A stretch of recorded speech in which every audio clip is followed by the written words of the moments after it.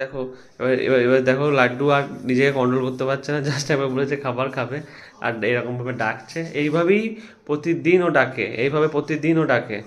ওর মাথা পুরো খারাপ হয়ে যায়। অনেক সহ্য করেছি অনেকক্ষণ ধরে।